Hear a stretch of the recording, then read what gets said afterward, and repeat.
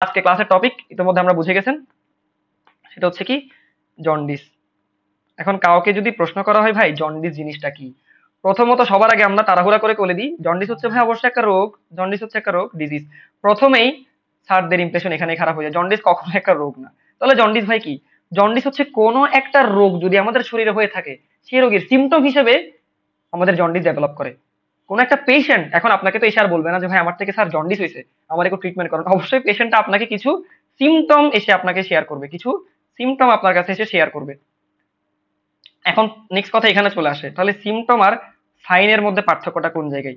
Symptom আর সাইনের মধ্যে পার্থক্যটা কোন জায়গায়, এটা একটু আমরা বেসিকটা ক্লিয়ার করি। সিমটম হচ্ছে যে কন্ডিশনগুলো আমাদের কাছে পেশেন্ট কমপ্লেন নিয়ে আসে, যে কন্ডিশনগুলো সম্পর্কে, সেগুলোকে আমরা ডাক্তারি ভাষায় বলতেছি সিমটম। আর এই সিমটম গুলাকে ইভ্যালুয়েট করে আমরা যে জিনিসটা এটা আসলে কোন রোগের থেকে হয়েছে যেটা যাচাই করতে চাই, এগুলো হচ্ছে সাইন।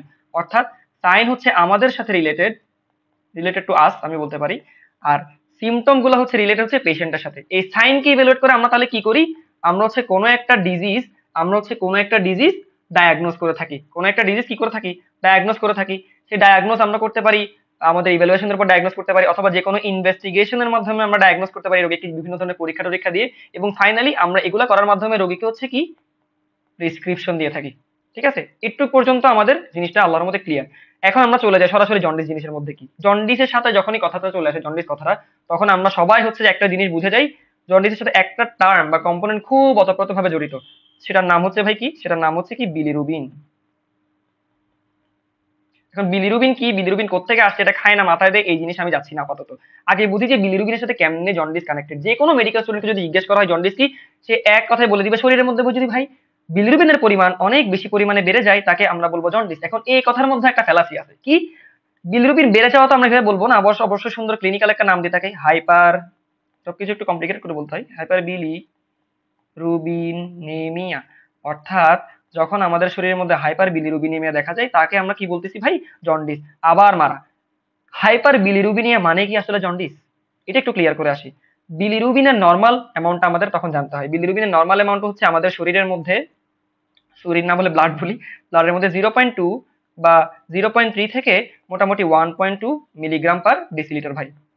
অর্থাৎ আমাদের যদি কখনো অ্যামাউন্টটা 1.2 থেকে বেড়ে 1.25 হয় সেটাও হাইপার বিলিরুবিনিমিয়া, আবার যদি 1.35 হয় সেটাও হাইপার বিলিরুবিনিমিয়া, আর যদি 4.0 3.5 হয় সেটাও হাইপার বিলিরুবিনিমিয়া। কিন্তু এগুলোর মধ্যে একটা পার্থক্য আছে, যতক্ষণ পর্যন্ত হাইপার বিলিরুবিনিমিয়া 2.5, আমি আবার বলতেছি 2.5 অথবা 3.0 মিলিগ্রাম পার ডেসিলিটারকে ক্রস করতেছে না, ততক্ষণ পর্যন্ত সেটা জন্ডিস হচ্ছে না। অর্থাৎ সকল ধরনের জন্ডিসই এক ধরনের হাইপার বিলিরুবিনিমিয়া, কিন্তু হাইপার বিলিরুবিনিমিয়া ততক্ষণ পর্যন্ত জন্ডিস হবে না যতক্ষণ পর্যন্ত সেই অ্যামাউন্টটা 2.5 বা 3.0 মিলিগ্রাম পার ডেসিলিটারের উপরে যাচ্ছে না। এই জিনিসটা আশা করি এখন পর্যন্ত আমাদের ক্লিয়ার, আলহামদুলিল্লাহ। আমরা আবার পরের পেজে চলে যাই। তাহলে আমাদের জন্ডিসের সংজ্ঞা কোথায় চলে আসে, জন্ডিসের সংজ্ঞা আমরা বলতে পারি এখন। তাহলে জন্ডিস কিছুই না, জন্ডিসের সংজ্ঞা আমরা সবাই জানি, জন্ডিস একটা ক্লিনিক্যাল কন্ডিশন যেটা অবশ্যই এক ধরনের ডিজিজ না, আমি আবার বলতেছি এটা আইদার সাইন্স বা সিমটমস, যেখানে যেখানে ইয়েলোইশ ডিসকালারেশন আসে। কোথায় কোথায় যেন আসে, স্কিনে আসতে পারে, মিউকাস মেমব্রেনে আসতে পারে, স্ক্লেরাতে আসতে পারে। এবং যখন আমরা আরেকটু এলাবোরেটলি বলে দিতে পারি, যখন এই বিলিরুবিনের পরিমাণটা বেড়ে হয়ে যায় 2.5 মিলিগ্রাম পার ডেসিলিটারের থেকে বেশি। এটুকু পর্যন্ত আমরা জানি। এখন কথা হচ্ছে মজার প্রশ্ন এখানেই চলে আসে, তিন জায়গার মধ্যে ইয়েলো ডিসকালারেশন আসে আমরা বুঝলাম, কিন্তু কোন জায়গার মধ্যে ইয়েলো ডিসকালারেশনটা সবার আগে আসে, এটা হচ্ছে প্রশ্ন। খুবই ইম্পর্টেন্ট একটা প্রশ্ন এবং খুব মজার একটা প্রশ্ন, এর উত্তরটা মজার কেন? আচ্ছা আমরা একটু অ্যানাটমিক্যালি যদি চিন্তা করি, এখানে তিন জায়গার মধ্যে সবচেয়ে বেশি ইলাস্টিন টিস্যু কই আছে? আমরা অ্যানাটমি থেকে এটা জানি, সবচেয়ে বেশি ইলাস্টিন টিস্যু আছে হচ্ছে স্ক্লেরার মধ্যে। এটা তো অ্যানাটমির পড়া। ইলাস্টিন টিস্যু যেখানে বেশি থাকে আমরা জানি বিলিরুবিনের, বিলিরুবিনের একটা অ্যাফাইনিটি আছে। বিলিরুবিনের সেই ইলাস্টিন টিস্যুর জন্য, ইলাস্টিন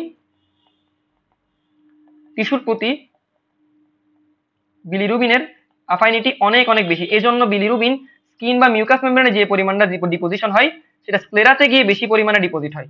এই জন্য আমরা কিন্তু রোগীর চোখ অনেক বেশি পরিমাণে ইয়েলোইশ বা হলদেটে দেখি। এখন কথা হচ্ছে এটা তো ভাই অ্যানাটমির পড়া, এটা কমন সেন্স থেকে না বোঝা যায়, এই জন্যই বললাম জিনিসটা আসলে মজার উত্তরটা সেটা হচ্ছে, আচ্ছা আমি যদি এখানে হলুদ কালার করি, কি সুন্দর বোঝা যাচ্ছে না? আমি এই সাদা কালার কাগজের মধ্যে হলুদ কালার করি, কেন বোঝা যাচ্ছে একটু বলেন তো ভাই? কারণ এই পেজটা হচ্ছে সাদা, সাদার উপর যদি আমরা যে কালারে দিই না কেন, ওইটা যে পরিমাণে পারফেক্টলি ইমপ্লিমেন্টেড হয়, অন্য কোনো জায়গায় কি ইয়েলো কালারটা ভালো করে বোঝা যাওয়ার কথা ওইভাবে? অবশ্যই না।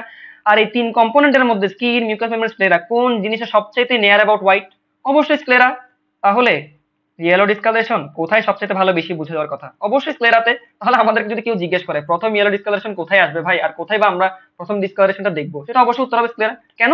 একটা হচ্ছে আমাদের কমন সেন্স থেকে আমরা বুঝি নিয়ার অ্যাবাউট হোয়াইট অথবা পেপার হোয়াইট স্ট্রাকচার হচ্ছে আমাদের স্ক্লেরা, এই জন্য ইয়েলো ডিসকালারেশন সবচেয়ে বেশি ভালো বোঝা যাবে স্ক্লেরার মধ্যে। সেকেন্ড রিজন আমরা দিব অ্যানাটমি থেকে, স্ক্লেরার মধ্যে ইলাস্টিন টিস্যু অনেক বেশি পরিমাণে বেশি, যেহেতু ইলাস্টিন টিস্যু অনেক বেশি পরিমাণে বেশি, তাহলে হচ্ছে এখানে অ্যাফাইনিটি অফ বিলিরুবিন টুয়ার্ডস স্ক্লেরাও বেশি হবে, এই জন্য এখানে আমরা ইয়েলো ডিসকালারেশন সবচেয়ে বেশি দেখতে পাবো।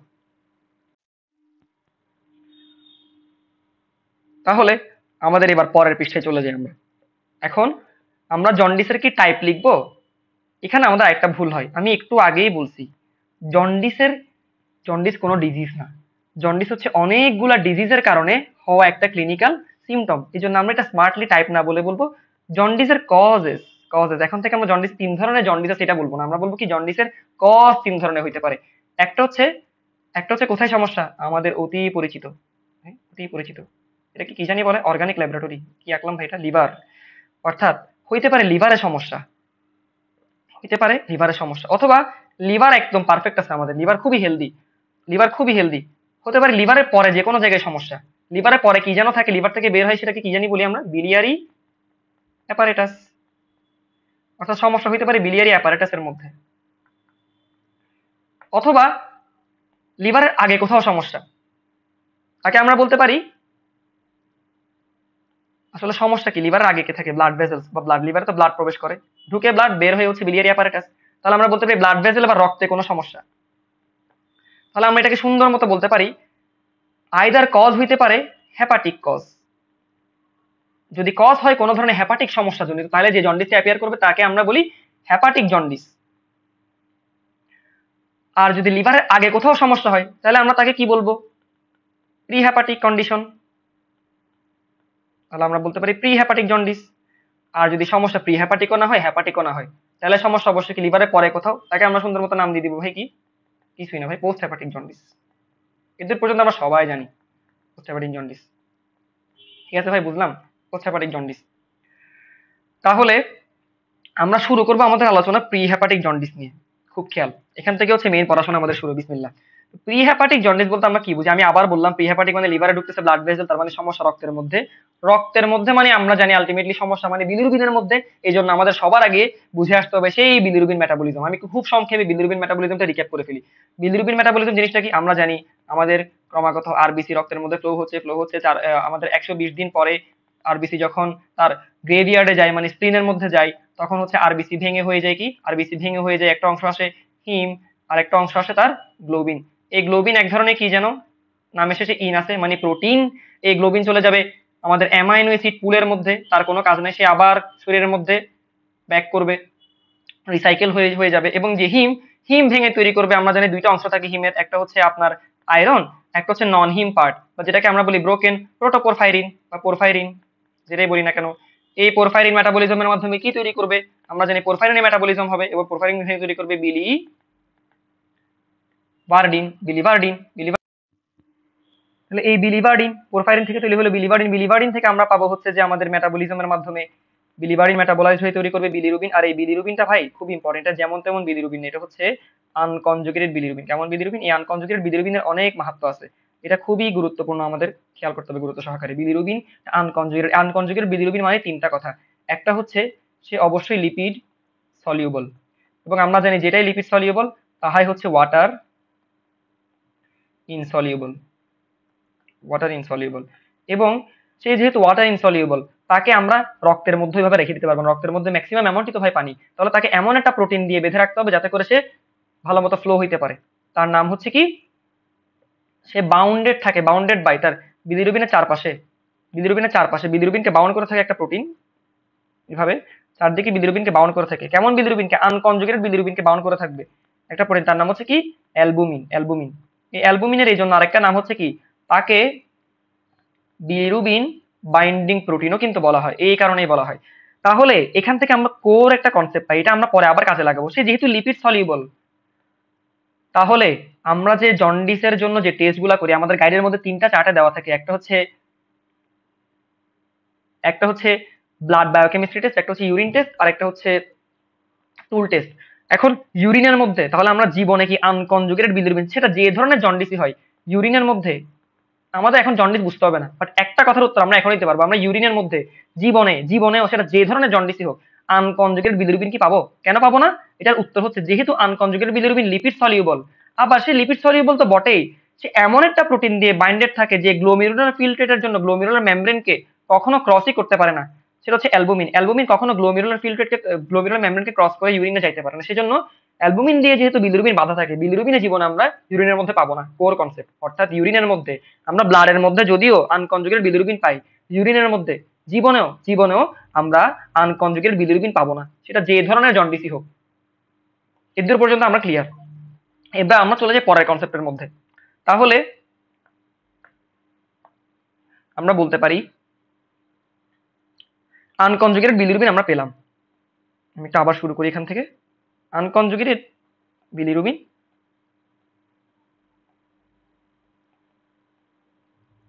আমরা পেলাম। এই আনকনজুগেটেড বিলিরুবিন এখন কোথায় যেন আছে? আনকনজুগেটেড বিলিরুবিনটা আমরা জানি এই আনকনজুগেটেড বিলিরুবিনটা লিভারের মধ্যে আছে। তাহলে লিভার থেকে সে যেন বের হইতে যাবে, লিভারের মধ্যে থেকে বের হইতে যাবে না, বের হওয়ার আগে লিভারের মধ্যে সে ঢুকছে, যেহেতু লিভারের মধ্যে তার একটা মাহাত্ম্য তো আছে, কেন লিভারে ঢুকতে, শুধু শুধু লিভারে ঢুকে কেন বের হইতে হচ্ছে? লিভারের মধ্যে আমরা জানি লিভারের মধ্যে কি থাকে, লিভার যেহেতু একটা অর্গানকে ভাঙলে আমরা কি পাই যেন, টিস্যুকে ভাঙলে আমরা কি পাই যেন, সেল। লিভারের মধ্যে থাকে কি, কোন সেল? হেপাটোসাইট।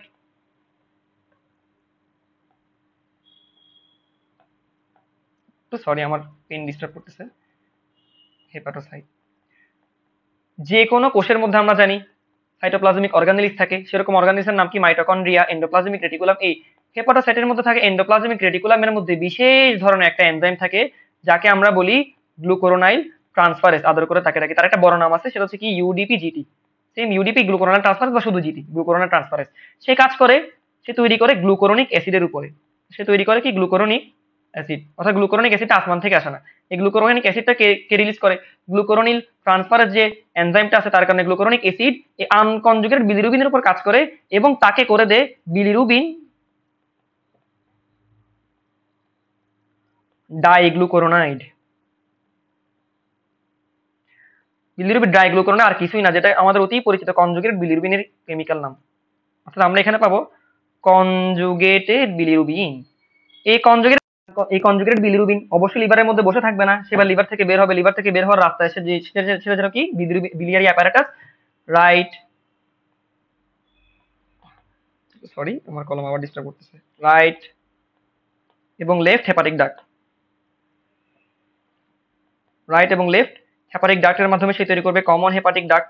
এই কমন হেপাটিক ডাক্ট থেকে সে আলটিমেটলি সিস্টিক ডাক্টের সাথে মিলিত হবে। সিস্টিক ডাক্টের মধ্যে প্যানক্রিয়াটিক ডাক্ট আসবে, প্যানক্রিয়াটিক ডাক্টে সে তৈরি করবে আলটিমেটলি কমন বাইল ডাক্ট। সেই কমন বাইল থেকে সে সেকেন্ড পার্ট অফ ডিউডেনাম অথবা ব্যাটার অফ অ্যাম্পুলার মধ্যে সে ড্রেন করবে। ড্রেন করা মানে কি? ডিউডেনাম যে কথা, ইন্টেস্টাইন ভাই সেই কথা না ভাই, ইন্টেস্টাইন। তাহলে ইন্টেস্টাইনের মধ্যে কি আসছে যেন? কনজুগেটেড না, কিন্তু আবার বলতেছি আনকনজুগেটেড যে বিলিরুবিন সে কোথায় আসলো? সরি আমি মুছে ফেলছি কেন? হ্যাঁ, এই কনজুগেটেড বিলিরুবিন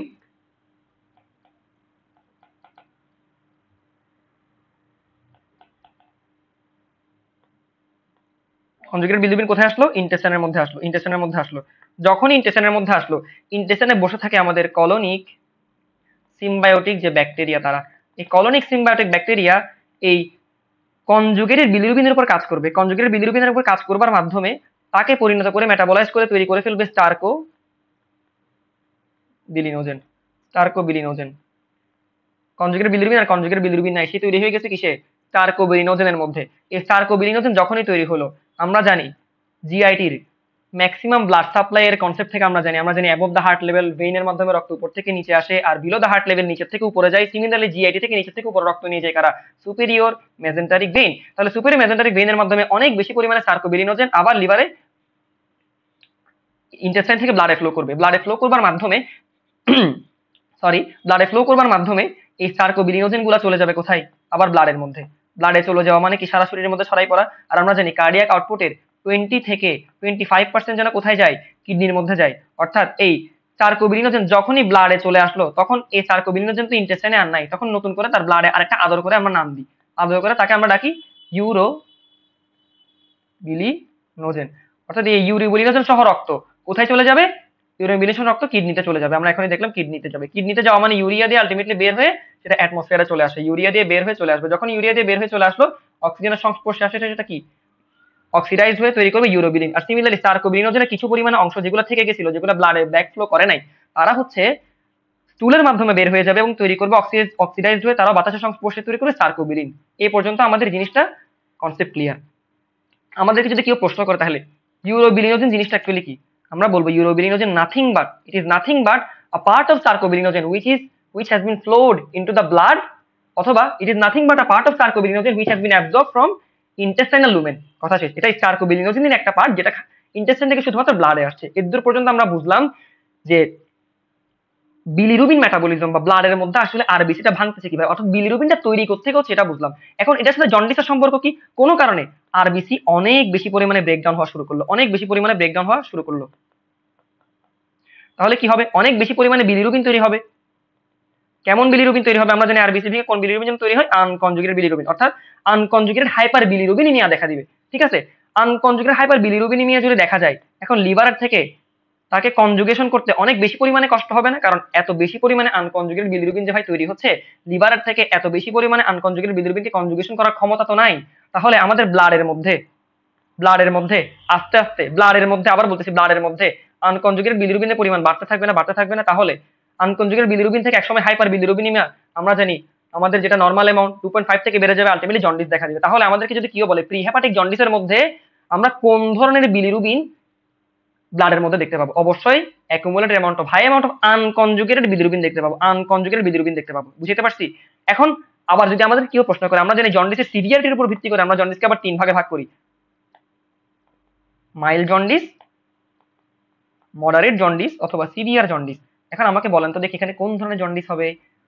এখন স্বাভাবিকভাবে আমাদের নলেজ অনুসারে আমরা বলতে পারি এখানে সিভিয়ার জন্ডিস হবে, কারণ অনেক বেশি পরিমাণে তো রক্ত ভাঙতেছে, স্বাভাবিকভাবে আনকনজুগেটেড বিলিরুবিনের পরিমাণ অনেক বেশি পরিমাণে বেড়ে যাওয়ার কথা, জন্ডিসের সিভিয়ারিটি অনেক বেশি হওয়ার কথা। কিন্তু মজার বিষয় হচ্ছে এখানে জন্ডিস হবে মাইল্ড জন্ডিস। কেন কেন কেন কেন কারণ এই লিভারকে আমরা যেন আজমল স্যারের বই থেকে কি জানি শিখছিলাম, ইন্টারমিডিয়েট থাকতে এই লিভারকে কি জানি বলে অর্গানিক ল্যাবরেটরি, বা বাংলায় কি জানি বলতাম, কর্মমুখের পোতাশ্রয় বলতাম। অর্থাৎ লিভারকে আল্লাহ এমন ক্ষমতা দিয়েছেন যে লিভার 6 টাইমস পর্যন্ত যদি আরবিসি ব্রেকডাউন হয়ে আনকনজুগেটেড বিলিরুবিন বেড়েও যায়, এই 6 গুণ পরিমাণ পর্যন্ত বাড়লেও সে কনজুগেশন করার ক্ষমতা রাখে।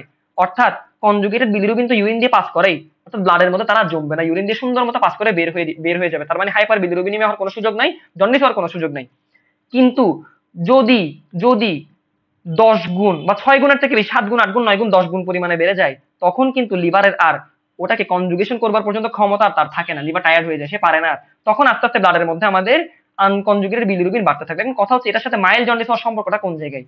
এখন মনে করেন কোন একটা পেশেন্টের মধ্যে 10 গুণ পরিমাণে আরবিসি ব্রেকডাউন হওয়া শুরু করছে, অ্যাবভ নরমাল রেঞ্জ, 6 গুণ পর্যন্ত সে কিন্তু লিভার তাকে কনজুগেশন করার ক্ষমতা রাখে, অর্থাৎ বাকি থাকে আর মাত্র 4 গুণ।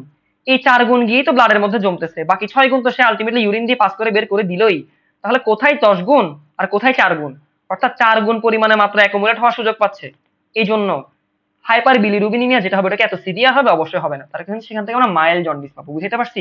আচ্ছা, এটা একটা কেস দেখলাম। আচ্ছা, এমন কি হইতে পারে না, মনে করেন ব্লাডের মধ্যে আরবিসি ব্রেকডাউন মোটামুটি প্রবলেম হচ্ছে না, আরবিসি ঠিক মতো হচ্ছে, যে 120 দিন পরে যেরকম পরিমাণে ভাঙার কথা এরকমই ভাঙতেছে, কিন্তু আমরা যে লিভারের মধ্যে যে এন্ডোপ্লাজমিক রেটিকুলামের মধ্যে একটা এনজাইম দেখছিলাম না, জি গ্লুকুরোনাইল ট্রান্সফারেজ বা ইউডিপি, গ্লুকুরোনাইল ট্রান্সফারেজ, কোনো কারণে যদি জন্মগতভাবে কনজেনিটালি এটার ডেফিসিয়েন্সি থাকে, তখন কি হবে বলেন তো দেখি? তখনও কি কনজুগেশন যে পরিমাণে হইতে পারতেছিল ওই পরিমাণে কনজুগেশন হবে? অবশ্যই হবে না। তখনও কি ব্লাডের মধ্যে সিমিলারলি একদম একই মেকানিজমে আনকনজুগেটেড বিলিরুবিন অথবা আনকনজুগেটেড হাইপার বিলিরুবিনিমিয়া দেখা দিবে না? অবশ্যই হুবহু প্রিহেপাটিক জন্ডিসের মতোই তো।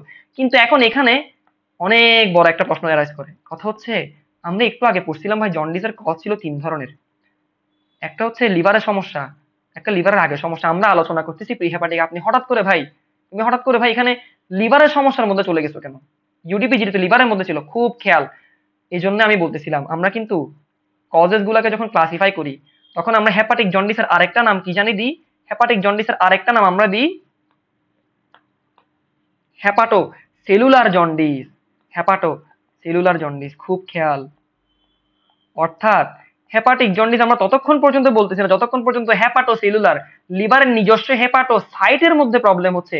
খুব খেয়াল, এটা কিন্তু হেপাটোসাইটের প্রবলেম না, কোনো একটা জিন ডেফিসিয়েন্সির কারণে এন্ডোপ্লাজমিক রেটিকুলামে থাকা প্রোটিন, এই যে এনজাইমেটিক যে প্রোটিনটা আছে, এই প্রোটিনটা আমাদের ঠিকমতো সিনথেসিস হচ্ছে না, এই জন্য কনজুগেশন করতে পারতেছে না। সমস্যা কিন্তু অ্যাকচুয়ালি লিভারের আসল হেপাটোসাইট সেলের মধ্যে না, এই জন্য এটাও এখন পর্যন্ত প্রিহেপাটিক জন্ডিসের মধ্যে আছে। আর মেকানিজমও দেখেন হুবহু সেম, প্রিহেপাটিকও আনকনজুগেটেড বাড়তেছিল, এখানেও যেহেতু কনজুগেশন হচ্ছে না, ব্লাডের মধ্যে আলটিমেটলি আনকনজুগেটেড বিলিরুবিনই বাড়বে। ক্লিয়ার? তাহলে আমরা যদি এবার মোটা দাগে প্রিহেপাটিক জন্ডিসকে ক্লাসিফাই করতে চাই, প্রিহেপাটিক জন্ডিসকে যদি আমরা মোটা দাগে ক্লাসিফাই করতে চাই, প্রিহেপাটিক জন্ডিস আমরা দুই ধরনের পাবো। একটা হচ্ছে একটা হচ্ছে একটা হচ্ছে কি হেমোলাইটিক টাইপ, আর একটা হচ্ছে নন হেমোলাইটিক টাইপ। হেমোলাইটিক টাইপ মানে কি, যে ধরনের রোগের মধ্যে, আমি আবার বলতেছি জন্ডিস তো রোগ না, অনেক রোগের কারণে জন্ডিস হতে পারে, তাহলে হিমোলাইটিক হচ্ছে যে ধরনের রোগে অত্যধিক পরিমাণে হিমোলাইসিস হবে, এগুলা ডিসঅর্ডার।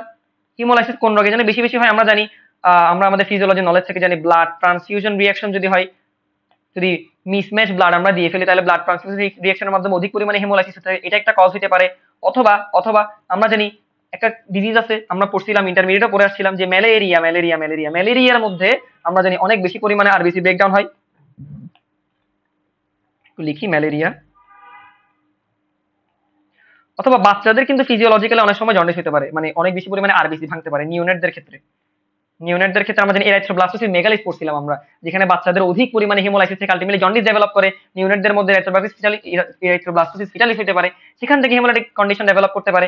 আর নন হিমোলাইটিক কি, আমরা এখনই বললাম রক্তে কোনো সমস্যা না, এন্ডোপ্লাজমিক রেটিকুলামে কোনো একটা নির্দিষ্ট এনজাইম ডেফিসিয়েন্সির কারণে, সেটা কি ইউডিপি জিটি যদি কমে যায়। এখন ইউডিপি জিটি কমতে পারে কোন কোন কন্ডিশনে, এটা একটা কনজেনিটাল কন্ডিশনের নাম আছে, তার নাম হচ্ছে ইউডিপি জিটি কমে যায় হচ্ছে গিলবার্ট সিনড্রোমে। কোথায়? গিলবার্ট সিনড্রোমে। গিলবার্ট সিনড্রোমে ইউডিপি জিটি কমতে পারে, অথবা আরেক ধরনের সিমটম আছে যেখানে ইউডিপি জিটি অনেক বেশি পরিমাণে কমে যায় অথবা একেবারে থাকেই না। অর্থাৎ এটাতে হচ্ছে যে কি ইউডিপি জিটি কমে। আর একটা কনজেনিটাল ডিজিজ আছে যেখানে ইউডিপি জিটি অনেক বেশি পরিমাণে কমে যায় অথবা একেবারে থাকে না, তার নাম হচ্ছে ক্রিগলার নেজাল সিনড্রোম। নামটি একটু জটিল, ক্রিগলার নেজাল সিনড্রোম। এই ক্রিগলার নেজাল সিনড্রোমে কি হইতে পারে, দুই ধরনের কন্ডিশন ডেভেলপ করতে পারে, আইদার অনেক বেশি সিভিয়ারলি কমে যাবে আমাদের ইউডিপি জিটি, অথবা একেবারে থাকবে না। তাহলে যদি একেবারে থাকবে না হয় তখন তাকে বলি আমরা ক্রিগলার নেজাল সিনড্রোম টাইপ 1, আর যদি অনেক বেশি পরিমাণে কমে যায় তখন তাকে বলি ক্রিগলার নেজাল সিনড্রোম টাইপ 2। তাহলে আমাকে এখন বলেন তো দেখি, হেমোলাইটিক কন্ডিশনে যদি প্রিহেপাটিক জন্ডিস ডেভেলপ করবে, জন্ডিসটা হবে কি প্রিহেপাটিক জন্ডিস, আর এটা টাইপ কি হবে মাইল্ড জন্ডিস। এখন নন হিমোলাইটিকের ক্ষেত্রে যদি আমরা চিন্তা করি, কোনটাতে মাইল্ড হবে, কোনটাতে মাইল্ড হবে, কোনটাতে মডারেট হবে, আর কোনটাতে সিভিয়ার হবে, এটা কি আমরা বলতে পারবো না এখন? এটা আমাদের পারার কথা। হ্যাঁ, আপনারা ঠিক গেস করছেন। গিলবার্ট সিনড্রোমের কারণে যদি প্রিহেপাটিক জন্ডিস ডেভেলপ করে, যেহেতু অনেক কম পরিমাণে কমতেছে এই জন্য মাইল্ড জন্ডিস হবে। আর যদি ক্রিগলার নেজাল সিনড্রোম টাইপ 2 এর কারণে হয় তাহলে মডারেট, আর যদি টাইপ 3 এর কারণে একেবারে নাই থাকে তাহলে সিভিয়ার টাইপ হেপাটিক জন্ডিস আমাদের ডেভেলপ করবে। এখানে আমাদের প্রিহেপাটিক জন্ডিসের আলোচনা ভাই শেষ।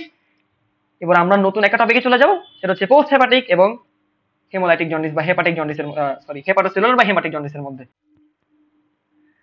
তাহলে আমরা হেপাটিক বা পোস্ট হেপাটিক জন্ডিস শুরু করার আগে আরেকটা জিনিস পড়ে আসি একটু। এই যে জিনিসটা ছুটে গেছিল আমার, এই যে নিওনেটদের যদি জন্ডিস হয়, আমি একটা ছবি আনতে চাই একটু, হ্যাঁ একটা ছবি।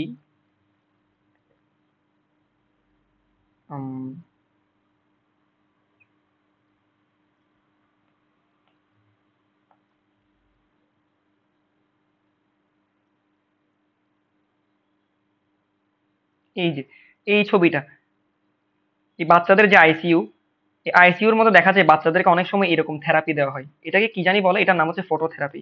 এটাকে আমরা বলি হচ্ছে ফটোথেরাপি। যে ব্লু লাইট আলট্রাভায়োলেট রে এর হচ্ছে একটা থেরাপি দেওয়া হয় যাদের, যে সকল বাচ্চাদের নিউনেট অবস্থায় জন্ডিস ডেভেলপ করে। এটার মাহাত্মটা কোথায় আসলে?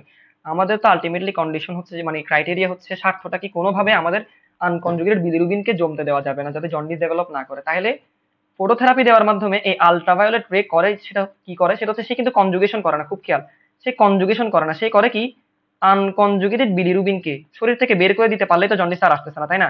এখন আনকনজুগেটেড বিলিরুবিনকে তো আমরা জীবনে মূত্র দিয়ে বের করতে পারবো না, কারণ আমি একটু আগেই বলছি আনকনজুগেটেড বিলিরুবিন জীবনে ইউরিন দিয়ে পাস করতে পারে না, কারণ সে lipid soluble, water insoluble, albumin দিয়ে বাউন্ডেড থাকে। তাহলে আনকনজুগেটেড বিলিরুবিনকে যদি আমরা বের করতে চাই, শরীর থেকে কমাইতে চাই বা বের করে দিতে চাই, আলটিমেটলি তাকে কোনো একটা কিছুতে কনভার্ট করে দিতে হবে যে কিনা মূত্র দিয়ে বের হয়ে চলে যেতে পারবে। তাহলে এই ইউভি রশ্মি কি করে, ইউভি থেরাপি কি করে বা ফটোথেরাপি কি করে, আনকনজুগেটেড বিলিরুবিনকে একটা আইসোমারে রূপান্তর করে, নট ইন কনজুগেটেড বিলিরুবিন, আমি আবার বলছি তারই একটা আইসোমারে ডেভেলপ করে যেটা হচ্ছে ওয়াটার সলিউবল। এই আইসোমার তখন সুন্দর মতো ইউরিন দিয়ে পাস করে শরীর থেকে বাইরে বের হয়ে চলে যেতে পারে। এটাই হচ্ছে ফটোথেরাপির মাহাত্ম্য। হয়েছে আমাদের এই আলোচনা এখানে শেষ, এটা আর লিঙ্ক করতেছি না, এখন আমরা আবার আমাদের রেগুলার পড়ার মধ্যে চলে যাই। সেটা ছিল কি হেপাটিক আর পোস্ট হেপাটিক জন্ডিসের মধ্যে আলোচনা। এখন কথা হচ্ছে পোস্ট হেপাটিক জন্ডিসের মধ্যে কি হয়, আমি হেপাটিকটা আলোচনা করার আগে একটু পোস্ট হেপাটিক জন্ডিসের মধ্যে একটু ক্যাপ মেরে আসি। সেটা হচ্ছে পোস্ট হেপাটিক জন্ডিসের কি হয়, পোস্ট হেপাটিক জন্ডিসের আমরা আরেকটা নাম জানলেই হচ্ছে এটা বুঝে ফেলবো। সেটা কি, পোস্ট হেপাটিক জন্ডিস, যে পোস্ট হেপাটিক যে জন্ডিস আছে সেই পোস্ট হেপাটিক জন্ডিসের আরেকটা নাম ছিল কি অবস্ট্রাকটিভ জন্ডিস। এটা আরেকটা নাম হচ্ছে সার্জিক্যাল জন্ডিস। খুব খেয়াল, কারণ পোস্ট হেপাটিক বা অবস্ট্রাকটিভ দেখে আমরা এটা তো বুঝতেছি, পোস্ট হেপাটিক দেখে বুঝতেছি সমস্যা লিভারে না, লিভারের পরে কোনো একটা জায়গা বা বিলিয়ারি অ্যাপারেটাসের মধ্যে কি হয়েছে, অবস্ট্রাকশন হয়েছে। সরি আমার পেন একটু ডিস্টার্ব করতেছে। অবস্ট্রাকশন হয়েছে এই কারণে, লিভার কিন্তু সুস্থ, তার মানে শরীরের মধ্যে ঠিকই কনজুগেশন ঘটতেছে, লিভার তখন পর্যন্ত আনকনজুগেটেড কনজুগেটেড বিলিরুবিনে ট্রান্সফার করতেছে, কিন্তু যে কনজুগেটেড বিলিরুবিন গুলো তৈরি হচ্ছে তারা লিভার থেকে আর বের হইতে পারতেছে না, অর্থাৎ তারা বিলিয়ারি রুট দিয়ে যে ইন্টেস্টাইন পর্যন্ত আসবে ওইটা আর পসিবল হচ্ছে না, কারণ লিভারের কোনো একটা পরে লিভারের যে বিলিয়ারি অ্যাপারেটাসের রুটের মধ্যে অবস্ট্রাকশন হয়ে গেছে। তাইলে হচ্ছে যে কি লিভারের মধ্যে আস্তে আস্তে কনজুগেটেড বিলিরুবিন বাড়তে থাকবে জমতে থাকবে, জমতে জমতে আমরা জানি লিভার থেকে সে ব্যাকফ্লো করে ব্লাডে চলে যাবে, তখন ব্লাডের মধ্যেও আনকনজুগেটেড বিলিরুবিন বাড়বে না কনজুগেটেড বিলিরুবিন বাড়তেছে, লিভার তো সুস্থ, অর্থাৎ কনজুগেশন চলতেছে, খালি লিভার থেকে সে বের হইতে পারতেছে না লিভার দিয়ে, এই জন্য ব্লাডের মধ্যে এবার কনজুগেটেড বিলিরুবিন বাড়বে, কনজুগেটেড বিলিরুবিন। প্রি হেপাটিকে আমরা কি পাইছিলাম, আনকনজুগেটেড বিলিরুবিন বাড়তেছিল, কিন্তু পোস্ট হেপাটিকে লিভারের বাইরে রুটের মধ্যে অবস্ট্রাকশন হচ্ছে, অবস্ট্রাকশন করার কারণে কনজুগেটেড বিলিরুবিন লিভারের ভিতর বাড়তেছে, লিভার থেকে বাড়তে বাড়তে সে আলটিমেটলি সেন্ট্রাল ভেন হয়ে আলটিমেটলি সিস্টেমিক সার্কুলেশনের মধ্যে চলে যাচ্ছে, আলটিমেটলি ব্লাডের মধ্যে ব্যাক ফ্লো হচ্ছে, ব্ল্যাক হওয়ার মাধ্যমে কনজুগেটেড বিলিরুবিনের পরিমাণ বাড়তেছে। এখন কথা হচ্ছে ইউরিনেও কি পাবো নাকি, অবশ্যই ব্লাডে যেহেতু ব্যাক ফ্লো করতেছে, ব্লাডের মধ্যে বাড়া মানে ব্লাড হয়ে আবার কিডনিতে চলে যাওয়া, কিডনির মধ্যেও সে আলটিমেটলি ইউরিন দিয়ে পাস করে বের হয়ে যাবে, কারণ কনজুগেটেড বিলিরুবিন তো খুব স্বাভাবিক ইউরিন দিয়ে বের হইতে পারে। কথা কি ঠিক নাকি বেঠিক, অবশ্যই ইউরিন দিয়ে বের হইতে পারে, তাহলে ইউরিনের মধ্যে আমরা কনজুগেটেড বিলিরুবিনের অ্যামাউন্ট পাবো এখানে। কিন্তু কথা হচ্ছে ইউরিনের মধ্যে এবার কি আমরা ইউরোবিলিনোজেন কি আর পাবো নাকি, অনেক বড় একটা ইম্পর্টেন্ট প্রশ্ন, অর্থাৎ ইউরোবিলিনোজেন কি আমরা এখানে পাবো নাকি। কথা হচ্ছে এই যে আমাদের কনজুগেটেড বিলিরুবিন ও অবস্ট্রাকশনের কারণে লিভার থেকে কি বের হয়ে সোজা পথে ইন্টেস্টাইনে যাইতে পারছিল নাকি ব্যাক ফ্লো টু ব্লাড হয়ে ইউরিন দিয়ে আসছে, অবশ্যই সে যেহেতু ইন্টেস্টাইনে যাইতে পারে নাই, সে স্টারকোবিলিনোজেনে ট্রান্সফার হয় নাই, স্টারকোবিলিনোজেনে যদি ট্রান্সফার হইতে না পারে সেই ইউরোবিলিনোজেন ট্রান্সফার হইতে পারবে, সেই ইউরোবিলিনোজেন হয় নাই, তার মানে আমরা পোস্ট হেপাটিক অবস্ট্রাকটিভ অথবা সার্জিক্যাল জন্ডিসের মধ্যে ইউরিনের মধ্যে কোনো ধরনের ইউরোবিলিনোজেন পাবো না, যদিও আমাদের কনজুগেশন চলতেছে তাও আমরা ইউরিনের মধ্যে কি কোনো ইউরোবিলিনোজেন পাবো না। কনজুগেট বিলিরুবিন ঠিকই পাচ্ছে কিন্তু ইউরোবিলিনোজেন পাবো না, কারণ কনজুগেট বিলিরুবিন তো স্টারকোবিলিনোজেন হয় না, স্টারকোবিলিনোজেন আলটিমেটলি ইউরোবিলিনোজেন হয় না, এই জন্য ইউরিনের মধ্যে আমরা কোনো ইউরোবিলিনোজেন পাবো না। একটু পর্যন্ত আমরা ক্লিয়ার। এবার আমরা হেপাটিকের মধ্যে একটু ব্যাক করি, হেপাটিকের মধ্যে একটু ব্যাক করি, আমরা পোস্ট হেপাটিকে আবার আসবো, এর আগে আমরা একটু হেপাটিকের মধ্যে আলোচনা করি। তাহলে হেপাটিকের মধ্যে সমস্যা মানে এবার কোথার মধ্যে সমস্যা আমাদের জানি, এই যে আমাদের অতি পরিচিত লিভারের হেপাটোসাইটের মধ্যে সমস্যা। এখন লিভারের হেপাটোসাইটের মধ্যে যদি সমস্যা হয় আমরা কমন সেন্স থেকে বুঝতে পারবো এটার মেকানিজম তো অনেকটা পোস্ট হেপাটিক জন্ডিসের মতো হওয়ার কথা, তার মানে লিভার ফাংশন করতে পারতেছে না, অর্থাৎ লিভারের ফাংশন যেন কি করা ছিল, লিভারের ফাংশন ছিল হচ্ছে কনজুগেশন করা, অর্থাৎ সে কনজুগেশন করতে পারতেছে না, সে কনজুগেশন করতে পারতেছে না। তাহলে তো কনজুগেশন যদি করতে না পারে আমাদের ব্লাডের মধ্যে তো আনকনজুগেটেড বিলিরুবিন বেড়ে যাওয়ার কথা, খুবই স্বাভাবিক। কিন্তু আমরা যখন একটু আমি আগের একটা ছবিতে ফিরে যাই, এই যে এখানে কেন আমরা যদি ব্লাডের মধ্যে তাকাই, কেন এখানের মধ্যে কনজুগেটেড এবং আনকনজুগেটেড দুইটাই বাড়তেছে আমরা কিন্তু খেয়াল করব। এই রহস্যটা কোথায় লুকায় আছে, এই রহস্যটা কোথায় লুকায় আছে, এটাই হচ্ছে এখানে মজা। সেটা হচ্ছে যদি কোনো কারণে কনজুগেশন না হয়, আনকনজুগেটেড বিলিরুবিন ব্লাডের মধ্যে বাড়বে এটা বুঝতেছি, কারণ তারা কনজুগেটেড বিলিরুবিনে পরিণত হইতেই পারতেছে না, কারণ লিভারের মধ্যে সমস্যা, লিভারে কনজুগেশন করার ক্ষমতাই হারাই ফেলছে। তাও কেন কনজুগেটেড বিলিরুবিন ভাই বাড়তেছে?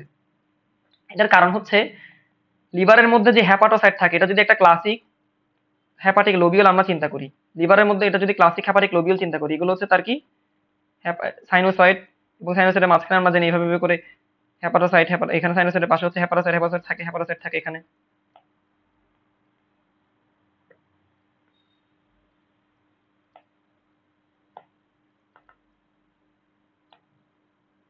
এই যে এখানে হচ্ছে হেপাটোসাইট থাকবে, এগুলো হচ্ছে সাইনোসয়েড, পাশে পাশে সাইনোসয়েড, এগুলো হচ্ছে পাশে হেপাটোসাইট।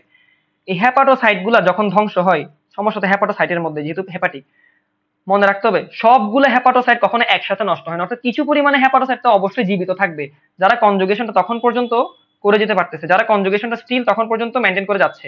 অর্থাৎ কনজুগেশন কিন্তু তখনও চলতেছে, কিন্তু অল্প পরিমাণে চলতেছে, কারণ লিভার, পুরা লিভার তো একসাথে কখনো ধ্বংস হয়ে যায় না, অবশ্যই কিছু পরিমাণে লিভার হেপাটোসাইট তো ভালো থাকবেই, অর্থাৎ কনজুগেশন তখনও চলতে আছে। এটা আমি বুঝলাম।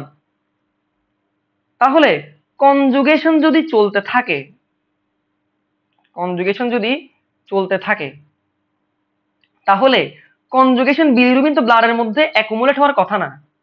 কনজুগেটেড বিলিরুবিন, আনকনজুগেটেড বিলিরুবিন যদি কনজুগেটেড বিলিরুবিনে তৈরি হয়, তো লিভার দিয়ে ওরা এখানে বিলিয়ারি অ্যাপারেটাস পাথ হয়ে আলটিমেটলি ইউরিন দিয়ে তো বের হয়ে যাইতে পারতেছিল, ইউরিন দিয়ে তো বের হয়ে যাইতে পারতেছিল, যে পরিমাণে কনজুগেটেড বিলিরুবিন তৈরি হোক না কেন, কম পরিমাণে হোক বেশি পরিমাণে হোক, লিভার যেহেতু সুস্থ, কনজুগেশনও যেহেতু হচ্ছে, তো কনজুগেটেড বিলিরুবিন তো ইউরিন দিয়ে পাস হয়ে চলে যেতে পারতেছেই, তো হাইপার বিলিরুবিনিমিয়া হওয়ার তো কোনো চান্স নাই। তাও কেন ব্লাডের মধ্যে আমরা হাইপার বিলিরুবিনিমিয়া দেখতেছি? আনকনজুগেটেড বিলিরুবিন বাড়তেছে বুঝলাম, কারণ কনজুগেশন ওইভাবে হচ্ছে না, কিন্তু কনজুগেটেড বিলিরুবিন কেন ব্লাডে বাড়তেছে? ও তো রক্ত দিয়ে সুন্দর মতো পাস হয়ে যাওয়ার কথা, এখানে এমন কি হচ্ছে যে ব্লাডের মধ্যে কনজুগেশন বিলিরুবিন বাড়তেছে? সে ইউরিন দিয়ে তো পাস হয়ে চলে যাইতে পারতো, যেহেতু কনজুগেশন এখনো স্থায়ী আছে। প্রশ্নটা আমরা আশা করি বুঝছি। এটার মধ্যে আমাদের চলে আসা আরেকটা বেসিক টার্ম, সেটা হচ্ছে যখনই আমাদের কোনো ধরনের ইনফেকশন হয় বা ইনফ্লামেশন হয়, আমরা জানি হেপাটিক কন্ডিশন গুলো কি, আমাদের বাংলাদেশে ভাইরাল হেপাটাইটিস অনেক কমন, রাইট? ভাইরাল হেপাটাইটিসের কারণে হতে পারে, লিভার ড্যামেজ যদি হয়ে থাকে তখন হচ্ছে কি, যদি কোথাও ইনফেকশন হয়, ইনফেকশন থেকে আমরা জানি কি হয়, ইনফ্লেমেশন যেন হয় না, ইনফ্লেমেশন। তাহলে ইনফ্লেমেশন যদি হয় ভাই, ইনফ্লেমেশন যদি হয়, আমরা জানি ইনফ্লেমেশন থেকে সোয়েলিং হয় না, সোয়েলিং। অর্থাৎ আমরা যদি এখানে একটা হেপাটোসাইট আঁকি, এটা একটা হেপাটোসাইট এর লেয়ার, হেপাটিক প্লেট গঠন করতেছে অথবা হেপাটিক লেমিনা তৈরি করলো, এটা আরেকটা হেপাটোসাইটের লেয়ার, অর্থাৎ এরা ফুলে যাবে না সাইজে, আমরা জানি ভাইরাল হেপাটাইটিস হেপাটোমেগালি হয়, হেপাটোমেগালি হয়। যদি হেপাটোমেগালি হয়, এরা যদি ফুলে যায়, আমরা জানি হেপাটোসাইটে হেপাটিক ল্যামিনার মাঝখানে বিলিয়ারি ক্যানালেকুলি থাকে না, তাহলে এরা বিলিয়ারি ক্যানালেকুলিকে অবস্ট্রাক্ট করে ফেলবে না? অর্থাৎ কনজুগেশন ঠিকই হচ্ছে। ঠিকই যদি হয়, কনজুগেটেড বিলিরুবিন তো ইউরিন দিয়ে পাস হয়ে যাওয়ার কথা, তাহলে ব্লাডের মধ্যে তো কনজুগেটেড হাইপার বিলিরুবিনেমিয়া হওয়ার কথা ছিল না। তাও কেন ব্লাডের মধ্যে কনজুগেটেড বিলিরুবিন বাড়তেছে? কারণ ইনফেকশন যদি হয়, সেখান থেকে হবে ইনফ্লেমেশন, ইনফ্লেমেশন থেকে হবে সোয়েলিং, সোয়েলিং যদি হয়, তারা মাঝখানে থাকে বিলিয়ারি যে ক্যানালেকুলি, তাকে অবস্ট্রাক্ট করে ফেলবে, ফলে কনজুগেশন যদিও হচ্ছে, কিন্তু এই কনজুগেটেড বিলিরুবিন কিন্তু আর লিভার দিয়ে ওই পরিমাণে বাইরে বের হইতে পারতেছে না। এই জন্য ব্লাডের মধ্যে আমাদের কনজুগেটেড বিলিরুবিনও বাড়তেছে, আনকনজুগেটেড বিলিরুবিনও বাড়তেছে। আমরা এটা বুঝলাম আশা করি। এখন কথা হচ্ছে, এখানে যদি অবস্ট্রাকশন হয়ে যায়, এটা তো আবার পোস্ট হেপাটিক জন্ডিসের মতো হয়ে গেল, অবস্ট্রাকটিভ জন্ডিস। এটা আমরা আবার কেন হেপাটিকের মধ্যে আলোচনা করতেছি? কারণ আমরা একটু আগেই বলছিলাম লিভারের দুইটা পাথওয়ে ছিল, লিভার থেকে যদি কোনো কিছু বের হইতে চাই, বিলিয়ারি অ্যাপারেটাসের দুইটা পাথওয়ে ছিল, একটা ছিল ইন্ট্রাহেপাটিক পাথওয়ে আর একটা ছিল এক্সট্রা হেপাটিক পাথওয়ে। আমরা জানি রাইট হেপাটিক ডাক্ট হয়, এটা যদি লেফট হেপাটিক, এটা যদি কমন হেপাটিক ডাক্ট হয়, এরপরে যদি বের হয়ে যায় কমন হেপাটিক ডাক্ট থেকে, এখান থেকে আসবে সিস্টিক ডাক্ট, এবং এখান থেকে কমন বাইল ডাক্ট তৈরি করলো, এখান থেকে প্যানক্রিয়াটিক ডাক্ট এসে আলটিমেটলি তারা অ্যাম্পুল অফ ব্যাটারের মধ্যে ড্রেইন করলো। অর্থাৎ এটুকু পার্ট যেটা, এটা হচ্ছে ইন্ট্রাহেপাটিক পার্ট, যেটা লিভারের ভিতর, আর এটুকু যেটা পার্ট, এটা হচ্ছে এক্সট্রা হেপাটিক পার্ট, যেটা লিভারের বাইরে। আমরা অবস্ট্রাকটিভ জন্ডিসে সবসময় অবস্ট্রাকশনটা আলোচনা করছিলাম, এই অবস্ট্রাকশনটা আলোচনা করছিলাম এই যে আমাদের এক্সট্রা হেপাটিক পোর্শনের মধ্যে। কিন্তু আমরা যখন হেপাটিক জন্ডিসে আলোচনা করতেছি, খুব খেয়াল করো, বিলিয়ারি ক্যানাল একুইটা কিন্তু লিভারের ভিতরে, অর্থাৎ অবস্ট্রাকশনটা হচ্ছে ইন্ট্রাহেপাটিক পোর্শনের মধ্যে।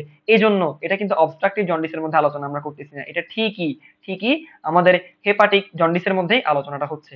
একটু পর্যন্ত আশা করি আমরা বুঝতে পারছি। তাহলে আমাদেরকে যদি কেউ এখন জিজ্ঞেস করে প্রিহ্যাপাটিক জন্ডিসের মধ্যে ব্লাডের মধ্যে আমরা কোনটা এমন বেশি পাবো? অবশ্যই আনকনজুগেটেড বিলিরুবিন। পোস্ট হ্যাপাটিকে কনজুগেটেড বিলিরুবিন, আর হেপাটিকের মধ্যে বোথ কনজুগেট এবং আনকনজুগেটেড হাইপার বিলিরুবিনিমিয়া আমরা দেখতে পারবো। একটু পর্যন্ত আশা করি আমরা এখন আর উত্তর দিতে কার্পণ্য করবো না ইনশাল্লাহ। আচ্ছা আচ্ছা, এইবার আমরা বুঝলাম কোন কজেস অফ জন্ডিসে কোন ধরনের কি সমস্যা হচ্ছে, আমরা সব বুঝলাম, ঠিক আছে। হ্যাপাটিকের মধ্যে বুঝলাম, পোস্ট হ্যাপাটিক প্রি হ্যাপাটিক বুঝলাম। আচ্ছা আমাকে যদি কেউ প্রশ্ন করে যে উম, আমাকে যদি কেউ প্রশ্ন করে যে আনকনজুগেটেড, কারো যদি আনকনজুগেটেড হাইপার বিলিরুবিনিমিয়া হয় আর কারো যদি কনজুগেটেড হাইপার বিলিরুবিনিমিয়া হয়, কোনটা বেশি সিভিয়ার?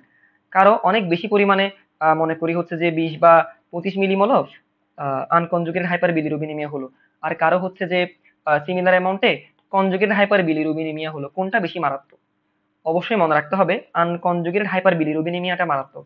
কেন কেন কেন কেন? কারণ আনকনজুগেটেড হাইপার বিলিরুবিনিমিয়া মানেই আমরা জানি তিনটা কথা। এখানে আনকনজুগেটেড হাইপার বিলিরুবিনিমিয়া, সেখানে একেবারে ঠাড়া তিনটা কথা। সেটা হচ্ছে লিপিড সলিউবল।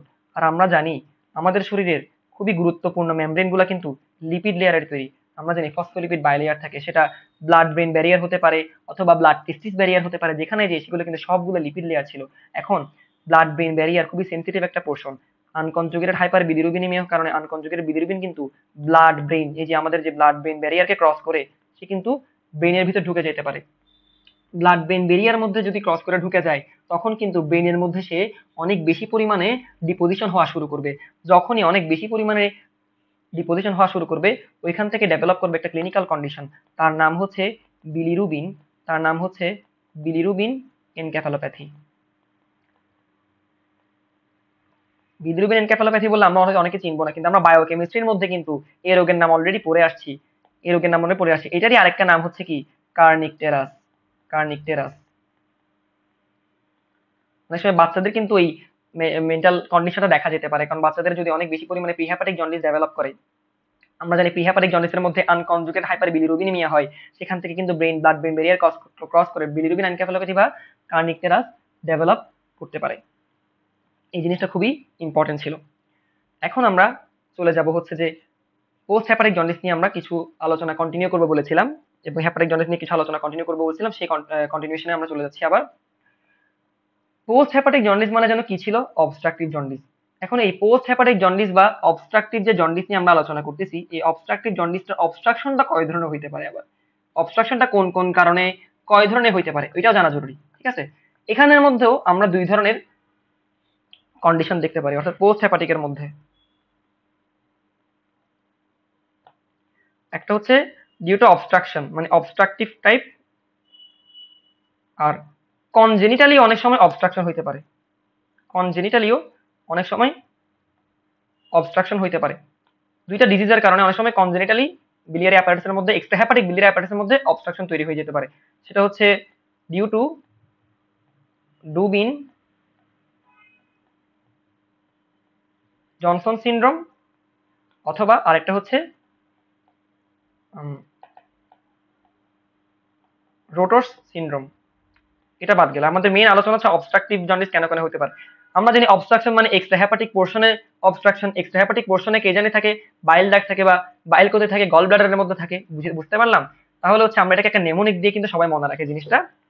এই নেমোনিকটা আমি আমার একজন সিনিয়র ভাইয়ের কাছ থেকে শিখলাম। তো এই নেমোনিকটা খুবই মজার। সেটা হচ্ছে আমরা বলতে পারি অবস্ট্রাকশন কেন হয়? পাথর দিয়ে অবস্ট্রাকশন হতে পারে না, এই নেমোনিকটা পাথর দিয়ে, তার নাম হচ্ছে গল স্টোন। গল স্টোন। কি কি কারণে অবস্ট্রাকশন হতে পারে?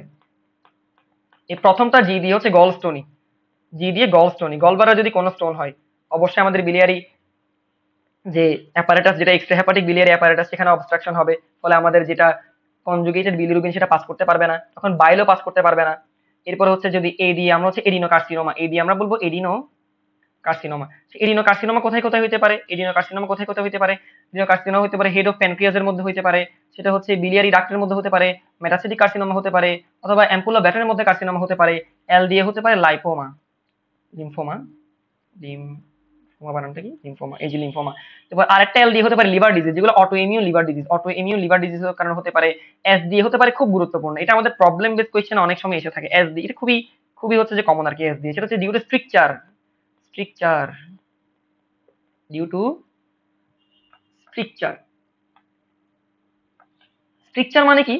সার্জিক্যাল মানে পোস্ট সার্জিক্যাল কন্ডিশন। অনেক সময় যদি বাইল যে গলব্লাডারের মধ্যে যদি আমরা অপারেশন করি, অনেক সময় দেখা যায় যে যেটা গলব্লাডার থেকে যে নালীটা বের হয়েছে ওটা অনেক সময় সরু হয়ে যাইতে পারে, ওইখান থেকেও কিন্তু আমাদের যে রোজ মানে যে রুট বা কোর্স সেটা অবস্ট্রাক্টেড হয়ে যেতে পারে।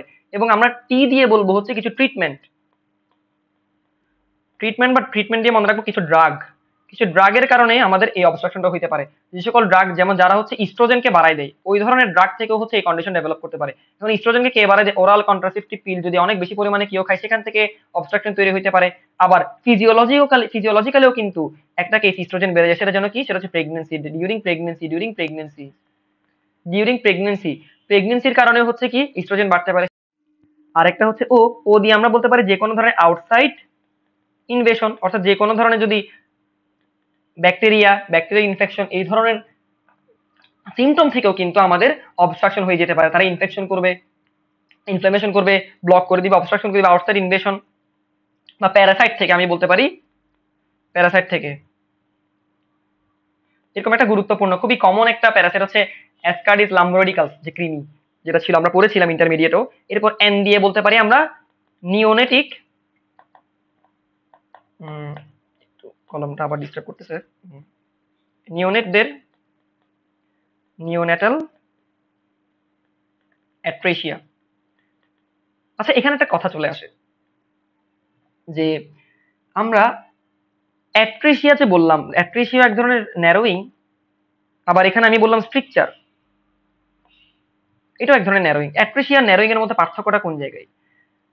মনে করেন এটা হচ্ছে একটা কোর্স বা রুট, বিলিয়ারি যে এক্সট্রাহেপাটিক বিলিয়ারি ডাক্ট, এটা যদি কোনো কারণে এরকম ন্যারো হয়ে যায়, এই ন্যারোইংটাকে আমরা বলবো স্ট্রিকচার, নর্মাল ন্যারোইং, এটা হচ্ছে স্ট্রিকচার। আবার অনেক সময় বাচ্চাদের ডেভেলপমেন্টালি এই যে এক্সট্রাহেপাটিক যে বিলিয়ারি অ্যাপারেটাস এটা পুরাপুরি বন্ধ থাকে, এই যে পুরাপুরি যদি কোনো কারণে কোর্সটা বন্ধ থাকে তাকে আমরা বলি অ্যাট্রেসিয়া। আর যদি সামান্য ন্যারোইং থাকে তাকে আমরা বলি স্ট্রিকচার। এই দুইটা একটু পার্থক্যটা আমরা মনে রাখবো। এবং আমরা লাস্টে চলে আসলাম ই দিয়ে হচ্ছে এক্সটার্নাল যে কোনো ধরনের কম্প্রেশন। এক্সটার্নালি যদি কোনো কারণে কম্প্রেশন দেখা দেয় তখনও কিন্তু এই রুটটা ব্লক বা অবস্ট্রাক্টেড হয়ে যেতে পারে।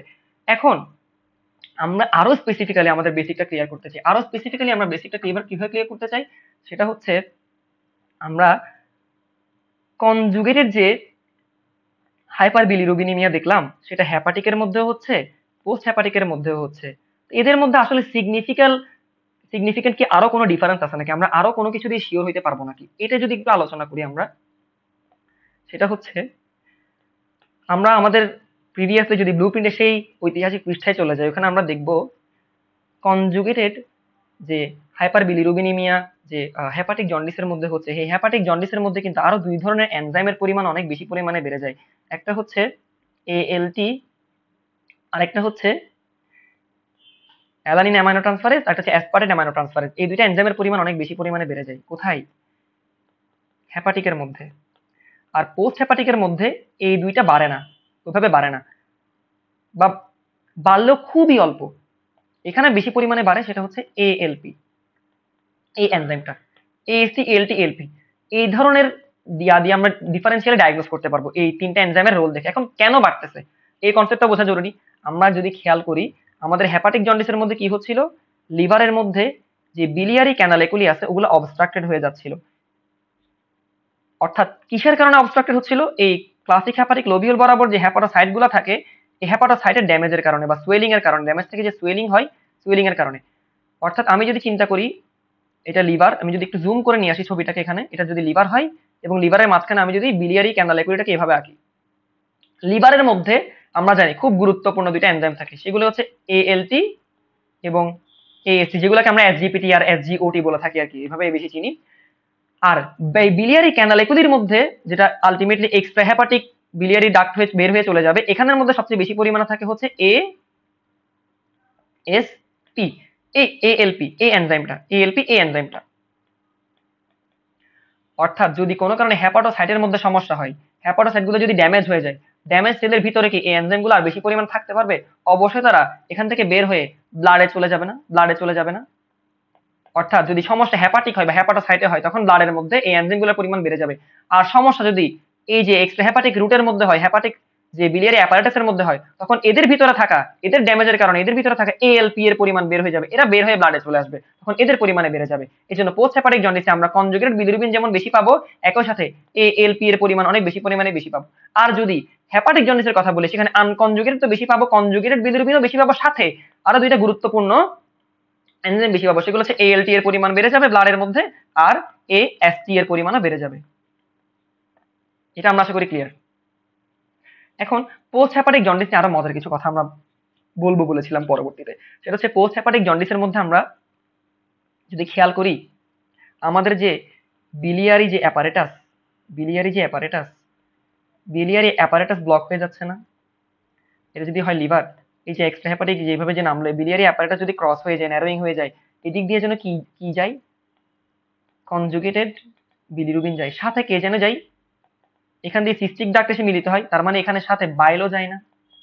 বাইল, বাইল মানে কি, বাইল মানে বাইলের মধ্যে থাকা তিনটা কম্পোনেন্ট, বাইল সল্ট, বাইল অ্যাসিড এবং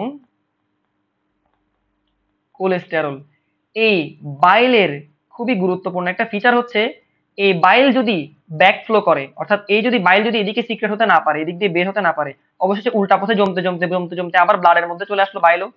তার মানে আমরা পোস্ট হেপাটিক জন্ডিসের মধ্যে ব্লাডের মধ্যে বাইলের পরিমাণও বেশি পাবো না, অবশ্যই ব্লাডের বাইলের পরিমাণও বেশি পাবো। এখন বেশি পাইলে সমস্যাটা কোথায় হচ্ছে, এই বাইলের পরিমাণ বেশি হয়ে যাওয়ার কারণে দুই ধরনের প্রবলেম দেখা দেয়। একটা হচ্ছে বাইলের খুব গুরুত্বপূর্ণ একটা ধর্ম হচ্ছে, বাইল অ্যাসিড বাইল সল্টের গুরুত্বপূর্ণ একটা ধর্ম হচ্ছে, তারা কিউটেনিয়াস যে নার্ভ রুট গুলো আছে, কিউটেনিয়াস নার্ভ রুটের মধ্যে ডিপোজিট হওয়া শুরু করে, এদের ধর্ম হচ্ছে ডিপোজিট হইতে চায়, এরা কিউটেনিয়াস নার্ভ রুটের মধ্যে ডিপোজিশন হয়ে যায়, ফলে আমাদের মধ্যে তখন ইচিং টেন্ডেন্সি ডেভেলপ করে। এই জন্য পোস্ট হেপাটিক জন্ডিসের পেশেন্টরা যখন সিমটমস নিয়ে আসে, তখন তাদের অনেকের শরীরের মধ্যে চুলকানি দেখা যায়। এই চুলকানি ইচিং প্রবলেমটা হওয়ার কি, বাইল জমে যাওয়ার কারণে, কিউটেনিয়াস নার্ভ রুটের মধ্যে বাইল ডিপোজিশন হওয়ার কারণে, ফলে তারা অনেক বেশি পরিমাণে গা চুলকাইতে থাকে, ফলে স্কিনের মধ্যে অনেক পরিমাণে স্পট দেখা দেয়। কিছু আমরা তাদের এইসব পোস্ট হেপাটিক জন্ডিসের রোগীর স্কিনের মধ্যে কিছু স্পট পাবো, সেখান থেকে আমরা ক্লিনিক্যাল কন্ডিশন যেটাকে বলি স্পট যেগুলো পাই, ওখান থেকে আমরা বলতে পারি প্লুরাইটিস হয়, প্লুরাইটিস যে ইনফেকশন স্কিনের মধ্যে, প্লুরাইটিস হতে পারে। অথবা বাইল আরেকটা প্রবলেম করে, আমরা জানি বাইলের কাজ যেন কি, বাইলের কাজ হচ্ছে আমাদের ইমালসিফিকেশন করা, অর্থাৎ আমরা যখন লিপিড সলিউবল কোনো খাবার খাই, লিপিড খাই, লিপিড জাতীয় কোনো খাবার খাই, তখন এগুলার বাইল অনেক বেশি পরিমাণে কনসেন্ট্রেটেড থেকে সেগুলোর ইমালসিফিকেশন করে। অর্থাৎ যদি আমাদের তেল জাতীয় খাবারের ডাইজেশন না হয়, তেল জাতীয় খাবার ডাইজেশন না হয়, আমরা জানি তেল জানি কোথার মধ্যে ভাসে, তেল ভাসে পানিতে, তেল ভাসে পানিতে, তেল ভাসে পানিতে, তেল ভাসে হাগুতে। হ্যাঁ, একটু ইনফর্মাল কথা বলে ফেললাম। তেল যদি আমাদের ফিসেসে বা ফিকাল ম্যাটেরিয়ালের মধ্যে ভাসে, তাহলে আমাদের যে স্টুলটা তৈরি হচ্ছিল, স্টুলটাকে স্বাভাবিক হলুদ রঙের আমরা যে স্টুলটা পাই, ওই স্টুলটা পাবো আমাদের দেখা যাবে আমরা ফগি কালারের ফাউল স্মেল স্টুল পাবো, যে কন্ডিশনের একটা সুন্দর নাম হচ্ছে, যে কন্ডিশনের সুন্দর নাম হচ্ছে স্টিয়াটোরিয়া ডেভেলপ করবে, স্টিয়াটোরিয়া ডেভেলপ করবে।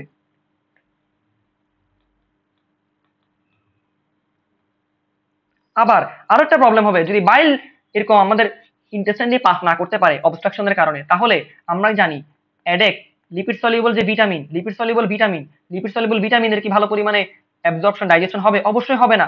ভিটামিন ডি যদি ডাইজেশন না হয়, সেখান থেকে কি হবে আমরা জানি, অস্টিওমেলাসিয়া রিকেটসের মতো রোগ হতে পারে। যদি ভিটামিন এ ডিপোজিশন না হয়, নাইট ব্লাইন্ডনেস হতে পারে। ভিটামিন কে খুবই গুরুত্বপূর্ণ, কে যদি আমাদের ঠিক মতো হচ্ছে যে ডাইজেস্ট না হয়, আমরা জানি vitamin K dependent clotting factor ছিল 2, 7, 9, 10, সবার মুখস্থ 2, 7, 9, 10। ওরা যদি তৈরি না হয় ক্লটিং ফ্যাক্টর, আমাদের ব্লিডিং টেন্ডেন্সি দেখা দিবে, পেশেন্টের মধ্যে কি থাকবে, ব্লিডিং টেন্ডেন্সি। এই জন্যই যখন পোস্ট হেপাটিক জন্ডিসের, পোস্ট হেপাটিক জন্ডিসের ট্রিটমেন্ট করতে আসা হয়, অবশ্যই পেশেন্টের আগে ব্লাড বায়োকেমিস্ট্রি বা এই যে ব্লিডিং টেন্ডেন্সি বা ব্লিডিং প্রোফাইলটা চেক করে নেওয়া হয়, তার কি আদৌ এই ফ্যাক্টরগুলা ডেফিসিয়েন্সি আছে নাকি। কারণ সে যদি সার্জারির অবস্থায় এটা টেস্ট না করে চলে যায়, অবশ্যই অনেক বেশি পরিমাণে ব্লিডিং এর কারণে পেশেন্টের ডেথ পর্যন্ত হতে পারে। আর আমরা এখনই ওই কনসেপ্টে একটু আলোচনা করব, কেন পোস্ট হেপাটিক জন্ডিসের আরেকটা নাম আমরা অবস্ট্রাকটিভ জন্ডিস বলছিলাম, আমরা অবস্ট্রাকটিভ জন্ডিস বলছিলাম কারণ, সরি সার্জিক্যাল জন্ডিস বলেছিলাম, কারণ এই পোস্ট হেপাটিক জন্ডিস সার্জারি ছাড়া ট্রিটমেন্ট করা সম্ভব না। কারণ অবস্ট্রাকশন যদি হয়, সেই অবস্ট্রাকশন রিমুভ করতে আমাদের অবশ্যই সার্জিক্যাল প্রসিজিওরের সাহায্য নিতে হবে। এখান থেকে এসেছে নামটা সার্জিক্যাল জন্ডিস, এটা আশা করি আমাদের ক্লিয়ার। আর পোস্ট হেপাটিক জন্ডিসে আর কি কি কমপ্লিকেশন ডেভেলপ হতে পারে, যার কারণে আমরা শিওর হতে পারি, কনজুগেটেড বিলিরুবিনিমিয়া হবে, হাইপার বিলিরুবিনিমিয়া হবে। সেকেন্ডলি আমাদের এখানে এএলপি এর পরিমাণ অনেক বেশি পরিমাণে বেড়ে যাবে, আমাদের প্লুরাইটিস দেখা দিবে, আমাদের কিউরিনিয়াস নার্ভ রুটের ডিপোজিশন হওয়ার কারণে ইচিং দেখা দিবে, আমাদের স্টিয়াটোরিয়া বা ফাউল স্মেল স্টুল দেখা দিবে, ফগি কালারের স্টুল দেখা দিবে। এরপর আমাদের বাইল সল্টের অভাবে লিপিড ডাইজেশন ঠিকমতো হবে না, ওখান থেকে ভিটামিন এডেকের ডাইজেশন ম্যাল অ্যাবজর্পশন দেখা দিবে, ম্যাল অ্যাবজর্পশন থেকে আমাদের ব্লিডিং ডিসঅর্ডার হইতে পারে, অথবা আমাদের লিপিড জনিত যত সমস্যা ম্যাল অ্যাবজর্পশনের কারণে যত কিছু ধরনের সমস্যা, যেমন নাইট ব্লাইন্ডনেস, অস্টিওম্যালাসিয়া, এগুলো ডেভেলপ করতে পারে। তো পোস্ট হেপাটিক জন্ডিস রিলেটেড যত কমপ্লিকেশন আছে আমরা এগুলো শিখে ফেললাম।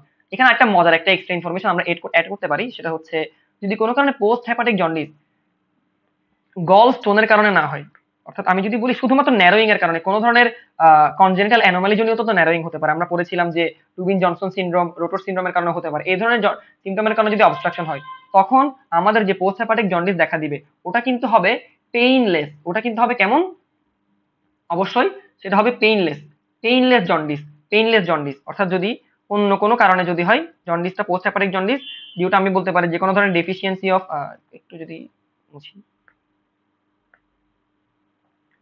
কনজেনিটাল কোনো কারণে যদি হয় তখন হবে পেইনলেস জন্ডিস।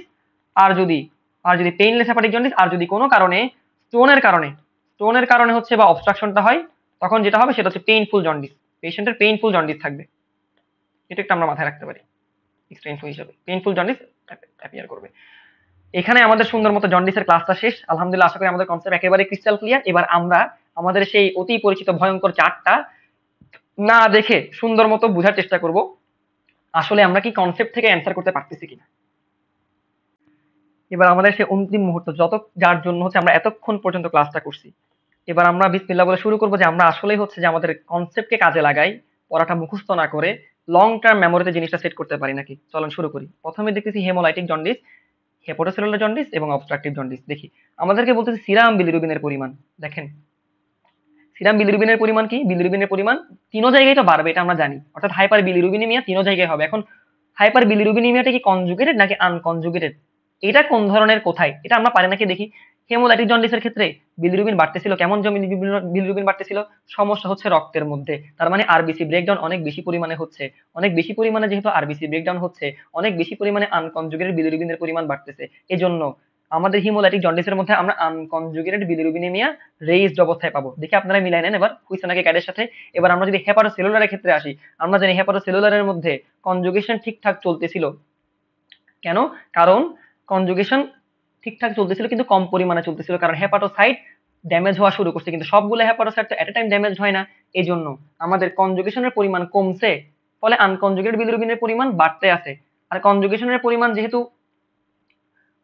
চলমান, কনজুগেট বিলিরুবিন ঠিকই তৈরি হবে, কিন্তু তৈরি হওয়ার পরে কনজুগেট বিলিরুবিন তো ইউরিন দিয়ে ভালো মতো পাস করতে পারবে না, কারণ সুয়েলিং এর কারণে আমাদের ইন্ট্রাহেপাটিক রুটটা অবস্ট্রাক্টেড হয়ে যাবে, ফলে ব্লাডের মধ্যে কনজুগেট বিলিরুবিনও বাড়বে, ফলে আনকনজুগেট বিলিরুবিনও বাড়বে, কনজুগেট বিলিরুবিনও বাড়বে। এবার অবস্ট্রাকটিভ জন্ডিসের ক্ষেত্রে যদি চিন্তা করি, অবস্ট্রাকটিভ জন্ডিসের ক্ষেত্রে কি হয়, অবস্ট্রাকশন হয়, লিভার তো সুস্থ, ফলে কনজুগেশন ঠিক মতো হচ্ছে, কনজুগেশন যেহেতু ঠিক মতো হচ্ছে, ফলে কনজুগেট বিলিরুবিনও তৈরি হচ্ছে, কিন্তু তারা তো আর ইউরিন দিয়ে পাস দিতে পারতেছে না, এই জন্য ব্লাডের মধ্যে কনজুগেট বিলিরুবিনের পরিমাণ অনেক বেশি পরিমাণে বেড়ে যাবে। এরপর এএলটি এএসটি, হেমোলাইটিক জন্ডিসে এএলটি আর এএসটি, লিভার আর বিলিয়ারি অ্যাপারেটাসে কোনো সমস্যা হয় না, এই জন্য এএলটি আর এএসটি এর পরিমাণ, অ্যালকালাইন ফসফেট বা এএলপি এর পরিমাণ, এই তিনটা নরমাল থাকবে। কিন্তু হেপাটোসেলুলার জন্ডিসের মধ্যে আমরা জানি লিভারের সমস্যা, এই জন্য লিভারের ভিতর জানি কে থাকে, এএলটি আর এএসটি, এই জন্য ওদের পরিমাণ বেড়ে যাবে। আর অবস্ট্রাকটিভ জন্ডিসের ক্ষেত্রে এরা থাকবে নরমাল অথবা সামান্য বাড়বে। আর এএলপি জানি কোথায় থাকে, বিলিয়ারি রুটের মধ্যে, এই জন্য হেপাটোসেলুলার জন্ডিসের মধ্যে অ্যালকালাইন ফসফেটের পরিমাণ তেমন বাড়বে না, কিন্তু অবস্ট্রাকটিভ জন্ডিসে আবার এই দুইটা নরমাল থাকলেও এটা অনেক বেশি পরিমাণে বেড়ে যাবে, অ্যালকালাইন ফসফেট অবস্ট্রাকটিভ জন্ডিসে অনেক বেশি পরিমাণে বেড়ে যাবে। এবার আমরা যদি ইউরিন টেস্টের মধ্যে আসি, আমরা উল্টা থেকে যদি চিন্তা করি বিলিরুবিনের কথা, অবস্ট্রাকটিভ জন্ডিসে কি বিলিরুবিন আমরা ইউরিনের মধ্যে পাবো নাকি পাবো না। আমরা জানি অবস্ট্রাকটিভ জন্ডিসের মধ্যে কনজুগেটেড হাইপার বিলিরুবিনিমিয়া দেখা দেয়, কনজুগেট হাইপার বিলিরুবিনিমিয়া অবস্ট্রাকশনের কারণে ইন্টেস্টাইন হয়ে, স্টুল হয়ে বা ইউরিন হয়ে তো ডিরেক্টলি পাস করতে পারতেছে না, কিন্তু ঠিকই ব্যাকে ব্লাডের মধ্যে ব্যাক ফ্লো করবার মাধ্যমে ব্লাডের আমরা জানি কার্ডিয়াক আউটপুটে 20-25% কিডনিতে যায়, আলটিমেটলি কিডনির মধ্যে তখন আমরা বিলিরুবিন পাবো, কারণ বিলিরুবিন মেটাবলিজমটা ঠিক মতো হইলো না যে আমরা ইউরিবিলিনোজেন পাবো। এখন আমরা হেপাটোসেলুলার জন্ডিসের ক্ষেত্রে যদি আসি, হেপাটোসেলুলার জন্ডিসের ক্ষেত্রেও সেম, আমরা জানি এখানেও কনজুগেট বিলিরুবিন তো বাড়তেছে আনকনজুগেট বিলিরুবিনের সাথে সাথে, তাহলে এখান দিয়েও আমরা জানি এরা ব্লাডের মধ্যে ব্যাক ফ্লো করে, কারণ এখানেও অবস্ট্রাকশন হয়ে যায় একটা পর্যায়ে গিয়ে, তাহলে এখানের মধ্যে আমরা প্রেজেন্ট পাবো ইউরিনের মধ্যে। আর হেমোলাইটিক জন্ডিসের ক্ষেত্রে যদি চিন্তা করি, এখানে সমস্যা রক্তে, লিভারেও কোনো সমস্যা নাই, লিভার থেকে বের হওয়ার রুটেও কোনো সমস্যা নাই, ফলে সুন্দর মতো আমরা জানি আমাদের unconjugate bilirubin to some extent 6x time পর্যন্ত কনজুগেট বিলিরুবিনে তৈরি হতে পারে। আলটিমেটলি এরা বের হয়ে কোথায় চলে যাবে, এরা ইন্টেস্টাইনে যাবে, সেখানে সার্কোবিলিনোজেন ইউরোবিলিনোজেন হয়ে তারা বের হবে। বের হয়ে চলে যাবে, তার মানে বিলিরুবিন তো আর আমরা পাচ্ছি না, বিলিরুবিন তো আর আমরা ইউরিনের মধ্যে পাওয়ার সুযোগ নেই, এই জন্য বিলিরুবিন এখানে অ্যাবসেন্ট থাকবে। এবার ইউরোবিলিনোজেনের কথা যদি চিন্তা করি, ইউরোবিলিনোজেন অবস্ট্রাকটিভ জন্ডিসের মধ্যে, ইউরোবিলিনোজেনকে আমরা পাবো? একটু চিন্তা করে আমরা দেখি তো ভাই, অবস্ট্রাকটিভ জন্ডিসে তো কনজুগেট বিলিরুবিনটা ইন্টেস্টাইনেই আসতে পারে না, ইন্টেস্টাইনে যদি কনজুগেট বিলিরুবিন না আসে, সার্কোবিলিনোজেনই তৈরি হয় নাই, সার্কোবিলিনোজেন যদি তৈরি না হয়, ইউরোবিলিনোজেন তৈরি হওয়ার কোনো সম্ভাবনা আছে? অবশ্যই। তাহলে অবস্ট্রাকটিভ জন্ডিসের মধ্যে আমরা ইউরোবিলিনোজেন পাবো না, অ্যাবসেন্ট। আর আমরা যদি হেপাটোসেলুলার জন্ডিসের কথা চিন্তা করি, হেপাটোসেলুলার জন্ডিসের কথা যদি চিন্তা করি, হেপাটোসেলুলার জন্ডিসে যে পর্যন্ত ইন্ট্রাহেপাটিক অবস্ট্রাকশন তখনও হয় নাই, ওই এক্সটেন্ট পর্যন্ত আমরা কিছু পরিমাণে ইউরোবিলিনোজেন ইউরিয়াতে পাইতে পারি, কিন্তু এটার পরিমাণ হবে খুবই কম, ডিক্রিজড অ্যামাউন্টে। আর যখন একেবারে অবস্ট্রাক্টেড হয়ে যাবে, তখন আমরা আবার হেপাটিক অবস্ট্রাকটিভ জন্ডিসের মতোই তো হবে, তখন ওই কনজুগেটেড বিলিরুবিন গুলো পাস করতে পারবে না, ফলে ব্লাডের মধ্যে ব্যাকফ্লো হয়ে ইউরিন হয়ে বের হয়ে যাবে, তার মানে আমরা ইউরোবিলিনোজেনকে আর পাবো না, কারণ ইন্টেস্টাইনে তারা যেতে পারবে না, ইন্টেস্টাইনে যদি না যায় ইউরোবিলিনোজেন আসার কোনো সম্ভাবনা নাই, খুবই স্বাভাবিক। তাহলে হিমোলাইটিক জন্ডিসের মধ্যে তো কোনো এই ধরনের সমস্যা হচ্ছে না, মেটাবলিজমের রুট রিলেটেড, তাহলে ইউরোবিলিনোজেন আমরা হিমোলাইটিক জন্ডিসের মধ্যে প্রেজেন্ট পাবো। এবার বাইল সল্টের ক্ষেত্রেও একদম সেম কথা, আমরা অবস্ট্রাকটিভ জন্ডিসের মধ্যে অবশ্যই বাইল সল্ট পাবো, ইউরিনের মধ্যে বাইল সল্ট অবশ্যই পাবো, কারণ বাইল তো ইন্টেস্টাইনে কাজ করার জন্য ইন্টেস্টাইন হয়ে যাইতেই পারে না, সে ব্লাডে ব্যাকফ্লো করে ইউরিন হয়ে বের হয়ে গেছে। তাহলে হেপাটোসেলুলার জন্ডিসের ক্ষেত্রে সেম প্রেজেন্ট পাবো, আর হিমোলাইটিক জন্ডিসের ক্ষেত্রে অ্যাবসেন্ট পাবো, একেবারে সেম কথা। আর স্টুলের ক্ষেত্রে কি জানি আমরা, স্টুলের ক্ষেত্রে আমরা জানি অবস্ট্রাকটিভ জন্ডিসের মধ্যে যেহেতু বাইল আমাদের ইউরিন দিয়ে পাস হয়ে চলে যাচ্ছে, ইন্টেস্টাইনে সে কাজ করতে পারতেছে না, তাহলে আমাদের স্টুলের যেটা অরিজিনাল কালার ওইটা আমরা পাবো না, ফলে আমরা ফগি স্টুল পাবো, নর্মাল কালারের স্টুল পাবো না, বাল্কি ফগি স্টুল পাবো। আর হচ্ছে হেপাটোসেলুলার জন্ডিসের ক্ষেত্রে যদি চিন্তা করি, যতক্ষণ পর্যন্ত রুটটা অবস্ট্রাক্টেড হচ্ছে না, ততক্ষণ পর্যন্ত আমরা নর্মাল স্টুল পাইতে পারি, আর যেই না অবস্ট্রাক্টেড হইলো তখন আস্তে আস্তে স্টুলের কালারটা পেল হওয়া শুরু করবে। আর আমরা যদি হেমোলাইটিক জন্ডিসের কথা চিন্তা করি, তাহলে তো স্টুলের কালারের মধ্যে কোনো সমস্যা হওয়ারই কথা না, আমরা একেবারে ডার্ক, যেটা রেগুলার, যেটা ডার্ক গ্রিন কালারের স্টুল পাই, আমরা ওই স্টুলটাই দেখতে পাবো। তাহলে আশা করি আমি বুঝে আল্লাহর মতো সফল হয়েছি। এখানে হচ্ছে আমাদের জন্ডিসের আলোচনা শেষ। আমার এতক্ষণ পর্যন্ত আমার সাথে যারা ছিলেন, অনেক অনেক ধন্যবাদ আপনাদেরকে, থ্যাংক ইউ। আমার জন্য দোয়া করবেন যাতে আমি এরকম কন্টেন্ট আরো বেশি বেশি পরিমাণে নিয়ে আসতে পারি। টিল দেন, আসসালামু আলাইকুম এভরিওয়ান, আমি রেকর্ড এখানে শেষ করতেছি।